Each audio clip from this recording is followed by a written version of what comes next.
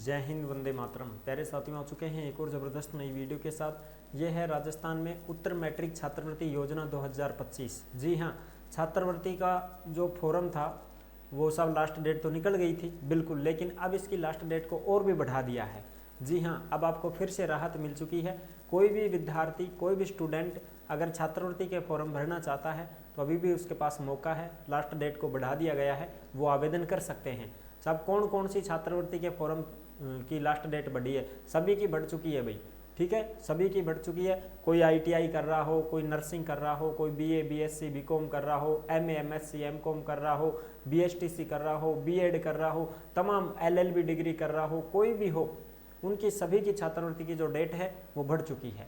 उसकी पूरी की पूरी अपडेट को समझेंगे। और ऑब्जेक्शन आ गया है तो उसके लिए भी आपको क्या ध्यान रखना है, और बायोमेट्रिक का भी उस आपको ध्यान रखना है। ये सारी की सारी चीज़ें क्लियर करेंगे इस वीडियो के माध्यम से। तो अभी तक आप नहीं जुड़े हैं चैनल से तो विश्वास के साथ आप यूट्यूब चैनल को सब्सक्राइब कर सकते हैं, क्योंकि यहाँ पे आपको सभी सरकारी योजनाओं की जानकारी दी जाती है और अच्छे प्रकार से आपको समझाया जाता है। चलो शुरू करते हैं। मैं राजेश गुजर स्वागत करता हूँ आप सभी का एक और नई वीडियो में। आओ जी, फटाफट से हम इसके ऊपर बात करेंगे और पूरी पूरी अपडेट को समझेंगे। राजस्थान उत्तर मैट्रिक छात्रवृत्ति 2025 छात्रवृत्ति की अंतिम तिथि बढ़ चुकी है। UG PG BSTC B.Ed ITI nursing LLB other कोई भी हो, ऑब्जेक्शन बायोमेट्रिक सिर्फ इनको मिलेगी स्कूटी। तो किन किन को सिर्फ इनको मिलेगी छात्रवृत्ति? किन किन को मिलती है? देखो भाई, जनरल को नहीं मिलती है, EWS को नहीं मिलती है, OBC में कुछ कैंडिडेटों को मिलती है, OBC में कुछ को मिलती है, बाकी सभी को नहीं मिलती। और जनरल और EWS को तो बिल्कुल नहीं मिलती है। जनरल और EWS को कोई छात्रवृत्ति प्रदान नहीं की जाती है। इस बात का आप ध्यान रखें, पहले ही बता देता हूँ। जनरल और EWS वालों को कोई छात्रवृत्ति नहीं मिलती है साहब, चाहे BSTC करो, चाहे B.Ed करो, चाहे कुछ भी करो, ठीक है जी। और OBC में कुछ कैंडिडेट हैं जिनको मिलती है, सभी को नहीं मिलती है, ठीक है जी। अब आगे बात करें ऑब्जेक्शन को लेकर के, तो ऑब्जेक्शन की तो आप जांच करते रहें साहब। क्या करते रहें? जांचते रहें, जांचते रहें बिल्कुल। ऑब्जेक्शन अगर आप SSO ID पर, ठीक है ना, आपकी जो SSO ID है उस SSO ID से ही फॉर्म भरा जाता है ऑनलाइन ई-मित्र के माध्यम से। तो SSO ID को आप चेक करवाते रहें, छात्रवृत्ति वाला जो पोर्टल है उसको चेक करवाते रहें। अगर आपने फॉर्म भर रखा है तो अगर कोई ऑब्जेक्शन दिखा भी देना कि भाई गैप सर्टिफिकेट लगाओ, गैप सर्टिफिकेट बनवा के देना पड़ेगा, उसकी भी वीडियो अलग से डाल रखी है। गैप सर्टिफिकेट कैसे बनता है? तहसील से बन जाता है, वो तो नोटरी करने वाले बना देते हैं, बाहर बैठे रहते हैं वो, ठीक है। और कोई ऑब्जेक्शन आ जाए कि साहब मार्कशीट दोबारा अपलोड करो, तो वो दोबारा अपलोड करनी पड़ती है। फिंगर लगा के आनी है तो अनुपस्थित नहीं है तो फिंगर लगा के आओ अपनी कॉलेज में जाके। फिंगरप्रिंट जो होता है ना, ये बायोमेट्रिक, ये हर मंथ होता है, हर महीने आपको फिंगर लगाने पड़ते हैं अपनी कॉलेज में जाकर के, ठीक है जी। बायोमेट्रिक फिंगर लगाने पड़ते हैं, ये चीज़ें हैं, इनका आपको ध्यान रखना है। नहीं लगाओगे तो फिर छात्रवृत्ति नहीं आएगी। चलो साहब, अब देखो इसकी जो डेट बढ़ चुकी है वो यहाँ पे आप देख सकते हैं, अच्छी प्रकार से आपको सारी चीज़ें क्लियर से दिख रही होंगी। और ये जो खबरें होती है ना सरकारी योजनाओं से संबंधित, ये सारी खबरें आपको टेलीग्राम के ऊपर देखने को मिलती है। जिस नाम से यूट्यूब चैनल है उसी नाम से टेलीग्राम चैनल है, उसी नाम से इंस्टाग्राम चैनल है, उसी नाम से फेसबुक ID है। सभी साथी फॉलो कर सकते हैं, जुड़ सकते हैं साहब। टेलीग्राम से जुड़ोगा तो सरकारी योजना की कोई भी अपडेट आओगी, कोई भी खबर आओगी, कोई भी नोटिफिकेशन आओगे, तुरंत टेलीग्राम पर डाल दिया जाएगा, ठीक है जी। टेलीग्राम से जुड़ जाओ।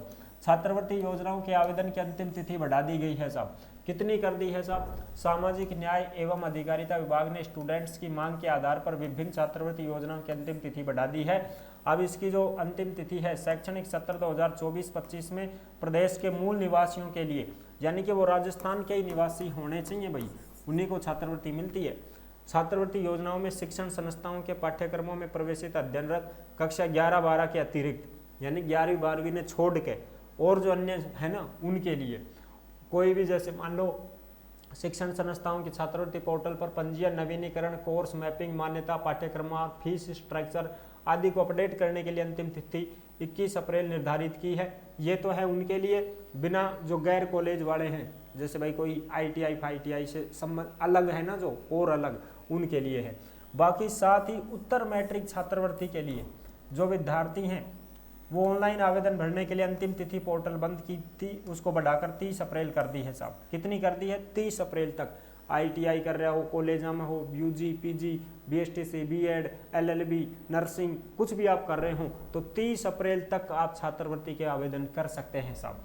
ठीक है, 30 अप्रैल आपकी लास्ट डेट कर दी गई है।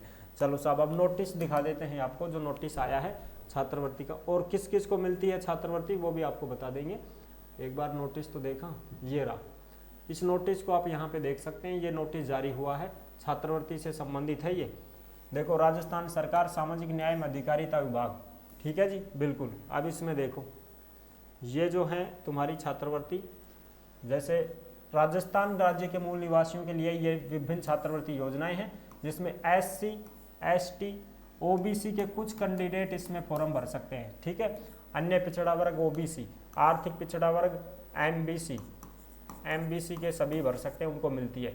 विमुक्त, घुमंतु, अर्ध घुमंतु समुदाय, मिरासी, भिस्ती समुदाय, ये सब जो है मुख्यमंत्री सर्वजन उच्च शिक्षा उत्तर मैट्रिक छात्रवृत्ति योजनाओं के लिए राजकीय हो चाहे निजी मान्यता प्राप्त शिक्षण संस्थाएं हैं, उनमें अगर कोई भी आप कर रहे हैं कोर्स पढ़ाई लिखाई तो उसमें आवेदन कर सकते हैं, चाहे कोई प्राइवेट कॉलेज हो चाहे कोई सरकारी कॉलेज हो, सभी को मिलती है छात्रवृत्ति। तो ठीक है जी, अब चलो ये है इसकी डेट।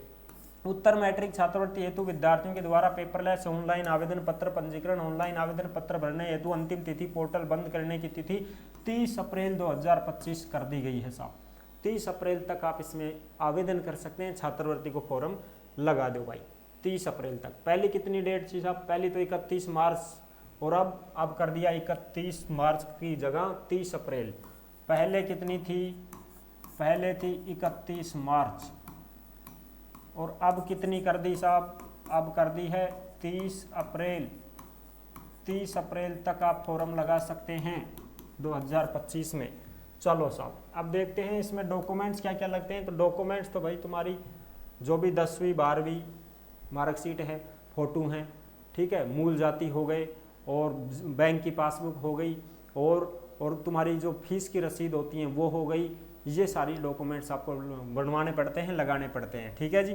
और अगर आप BPL में हो तो आपका BPL का जो राशन कार्ड है उसकी फोटोकॉपी लगा दो, आधार कार्ड, जन आधार कार्ड लगेंगे, ये डॉक्यूमेंट्स लगते हैं, ठीक है। और जो जिनको आयकर के लिए बोला गया है तो उनको आयकर भी बनवाना पड़ता है, ठीक है साहब, आयकर भी देना पड़ता है। चलो साहब ये चीज़ें किन किन को मिलती हैं छात्रवृत्ति? SC के कैंडिडेट सबको मिलेगी, ST के कैंडिडेट सबको मिलेगी, MBC के जो गुजर हैं सबको मिलेगी, कोई दिक्कत नहीं है, EBC के हैं सबको मिलेगी।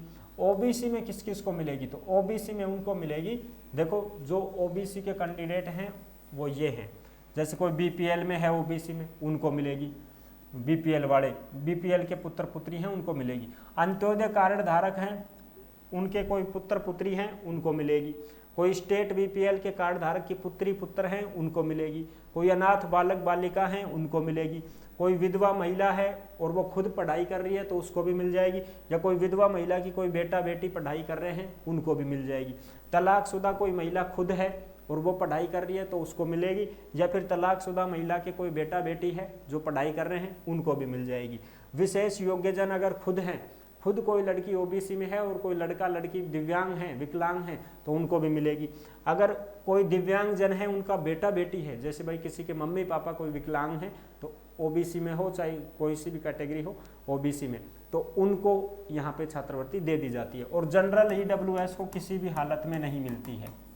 चाहे बताएं खैनाक साहब मैं तो बहुत गरीब आदमी, अरे भाई कोना तुम तो मिला ही कोना, ठीक है। ये OBC के कैंडिडेटों की बात कही गई है कि भाई OBC में इस कंडीशन में अगर हैं तो फॉर्म भर सकते हैं, उनको छात्रवृत्ति मिल जाती है।